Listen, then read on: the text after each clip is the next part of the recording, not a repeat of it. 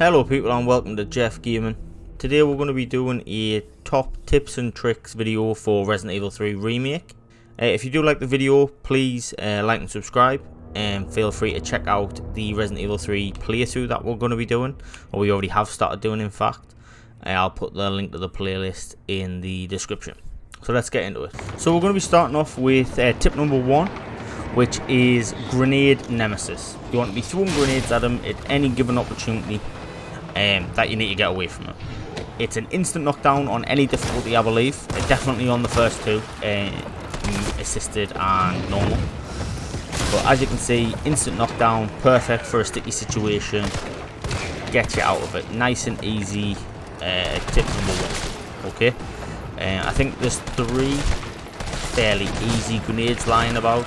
As you can see, I've used 2 there, 1 in the first encounter, 1 in the sort of main area, same as the demo, and there again, 1 just as soon as you come into the cutscene. Okay, so tip number 1, done and dusted, nice and simple.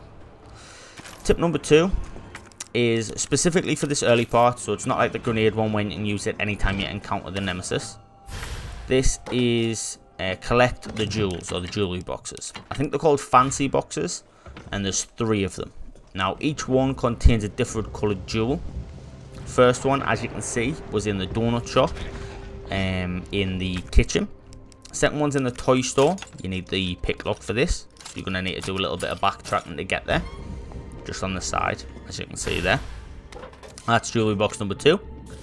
And third and final one is in the shop just across the road from it, like a convenience store, corner shop type thing. So you want to get in there. You need the bolt cutters as well for this one. And again, nice and simple, none of them hidden. Just require a little bit of backtracking to get them. It is just literally sitting on the side. Now these 3 boxes, like I said, contain a jewel. The jewel, all 3 of them, go into a single statue, or a single puzzle. I think it's a clock. Yeah, there you go, clock. It's apparently from the Resident Evil 3 original game. There was a big puzzle sort of centered around this, whereas here it's just sort of a little Easter egg, a little nod towards it. So as you can see, first gem, regardless of the colour, gets you a grenade. Quite useful, very useful for the Nemesis, as we've shown. Second gem gets you a stock for the shotgun. The hands down the best thing you get out of here. The shotgun is just an unbelievable weapon, and it just can't be utilised enough. So anything making that better is unbelievable. And as you can see, additional inventory space. So completely invaluable. You can't go wrong with that. I didn't get that on my first playthrough, which is we'll see if you watch it. But it isn't the be all and end all. However, the shotgun, I'm so glad I got that as an attachment, because the shotgun is, it's unbelievable. It's just what you need. It gets you out of a sticky situation. It's perfect for clearing past people. When the Nemesis is chasing you, the shotgun just ends people as you're going past. And as you can see here a little bit, it's just perfect for those pesky like type enemies like the dogs and these sort of creepy crawlies here, because it just you feel safe when it's in your hand. Now, if anybody doesn't know how to get the shotgun, because of course you're going to need the shotgun to upgrade it, you've got the bolt cutters here. All you need to do is go back into the control room for the trains, or the trams, whichever one it is, and it is just on the wall there, just in like a little cage. So you just crack that open, and you've got yourself a shotgun. So you're going to take anything away from this sort of tips and tricks for beginners video, get the shotgun. That's what you need. Now, the third tip is along the same vein, and it is simply upgrade your weapons. Now, a lot of you will have seen the upgrade for the handgun, again in the demo and just off playing through. It's very easy to find. It is just the red dot. Now, even though it is a very simple thing, the red dot, it's highly effective. Especially later on in the game, where you do need to be firing those shots a little bit quicker. When you're not unassisted, sometimes those shots can be more difficult. I know unassisted you get a little bit of auto aim, but essentially it's very important. So as you can see in the shop I was just in, there was a big poster for an Aqua Queen, and it had 3 highlighted numbers on the poster from the mobile number. those three numbers correlate to turns on a safe. So, like I say, again, exactly the same place as where it was in the demo, which personally I don't like. But I suppose that's my fault for playing the demo, spoiled it a little bit for myself. But yeah, as you can see, that's the combination to get in. And you've got yourself a nice red dot for your handgun, first of many upgrades. However, definitely the easiest. Now, the next upgrade is when you encounter Nemesis. Doesn't matter when you do it, but you need to put him down. And this is not like a temporary knock like I get right here. You need to put him down for the full 30 seconds and get him down so he starts regenerating. And once you do that, you'll see a nice big crate pop out of him.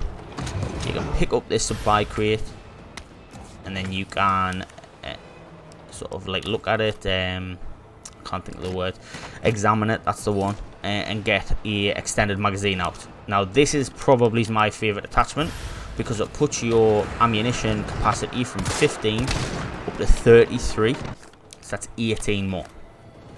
Now you've got to knock them down 3 or 4 more times and you do get another one. This one is the suppressor, again for the handgun. I personally didn't like the suppressor. I feel like it made the gun less accurate. It doesn't have a benefit like it does in Resident Evil 2. I just feel like it's there for being their sake. Now you can keep knocking them down. It gets more and more difficult because of my ammunition situation, even on easy. And to be honest, it's not worth it. As you see there, you get shotgun shells. I think that was for like the 8th or 9th time I knocked them down. I got shotgun shells, which I wasn't impressed by. And you can knock them down again, but you get a grenade launcher ammunition. Now, moving on to tip number 4.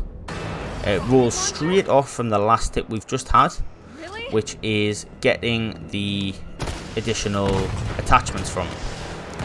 If you're going to do that, do it at this part in the game. For some reason, at this part in the game, he is just like a stormtrooper. He can't hit you for toffee, even if you stand still, which I didn't know at this point. As you can see, 'cause I'm trying to dodge. He just can't hit you.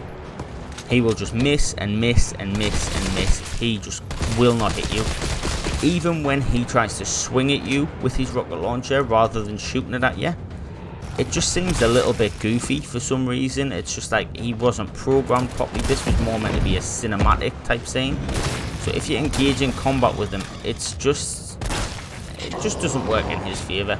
As you can see, like, he should have easily hit us here. He just doesn't. It's just strange part of the game. Very easy to knock him down in this part without taking any damage, which is the opposite for a lot of the other areas. So yeah, if you're going to be knocking them down, this is the area you want to be doing it in. Now for number 5, we're going to be using the environment. So tip number 5 is use the environment. Use the barrels, use the electrical boxes. As you can see, 1 bullet, 1, 2, 3 zombies down. Easy as you like. Very important for ammunition conservation. It's just gets you out of some sticky situations. Now these electrical boxes don't kill the zombies. However, they can be used more than once. So the barrels, good because they kill them. However, it's a one-shot deal. The electrical boxes, they can be used to actually like stun an enemy, but it can be used on more than one occasion. Also, they are very important, same as the barrels for the Nemesis. They both do some good damage to them. As you can see again here, nice thick crowd of zombies, 4 zombies there, and 1 barrel, 1 shot, and now there's no zombies. So perfect for clearing out an area. This area would now be easy to run through afterwards. Maybe 1 zombie's going to jump out at you. Doesn't matter.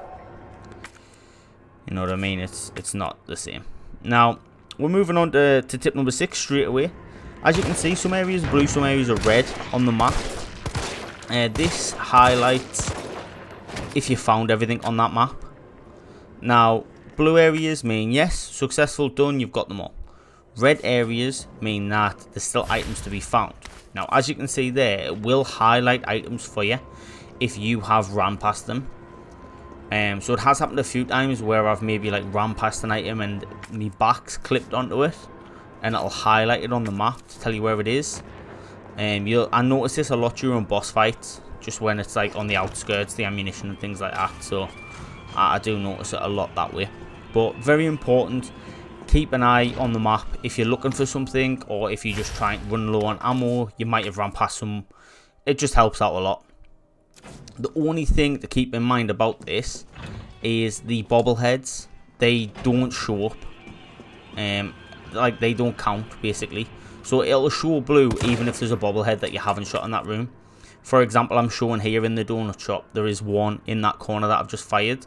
But assuming I'd collected everything in the donut shop, it still would have shown blue.